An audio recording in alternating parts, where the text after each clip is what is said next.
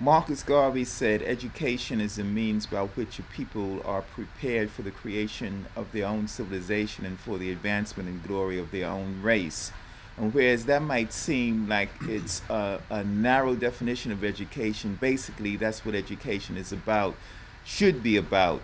That by going through the process of education, you feel good about yourself, you feel good about your people, you feel good about your race, you feel capable that you're able to do anything and everything within the realm of human possibility. Education in this country has taught us or programmed us to believe the opposite, that we are not capable, that we are inferior, that we do not have the ability to compete on a global basis. And because of that, more and more children are rebelling against being told that they cannot do, that they should not do, that they are incapable of doing. So the situation, the current situation of education today is basically to, you have a war going on. The people who want to continue to control us, to make us just consumers, or to lead the children into two primary areas, meaning the grave or the prison system, which is the fastest growing industry. So education is actually what Carter G. Woodson called miseducation.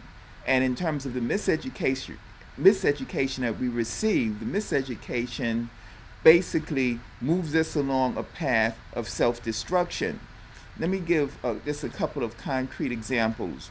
One example is that education is connected to culture, so that when you learn about the events of the world, the heroes of the world, the sheroes of the world, the things that happen throughout humankind, if you are taught that these particular things did not come from you but came from everyone else, then you have a feeling of inadequacy. So you have a situation in school, well, when I was going to school, and I think it still applies, that when we were taught philosophy, we started off with Greek philosophy in terms of Plato, in terms of Aristotle, in terms of Socrates. But Greek philosophy is basically a distorted, diluted remnant of African philosophy, because the Greeks were students of African philosophy, went to Egypt, Kemet, through the mystery system, learned some of the secrets of the universe, but then began to sign their name to it, and they are held up on a pedestal as the authors or the creators of this particular philosophy. If you deal with math, you have something like a Pythagorean theorem, which was here before Pythagoras. And African people were using this theorem, but when we're sitting up in math, they'll say the Pythagorean theorem, so the culture is attached to the lesson.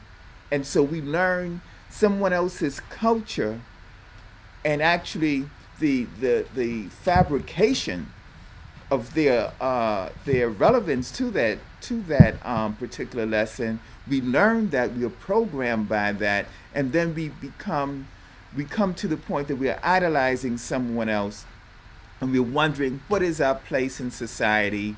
What is our place on the planet? And basically we come to the conclusion that we have no place, and we begin to engage in self-destructive behavior.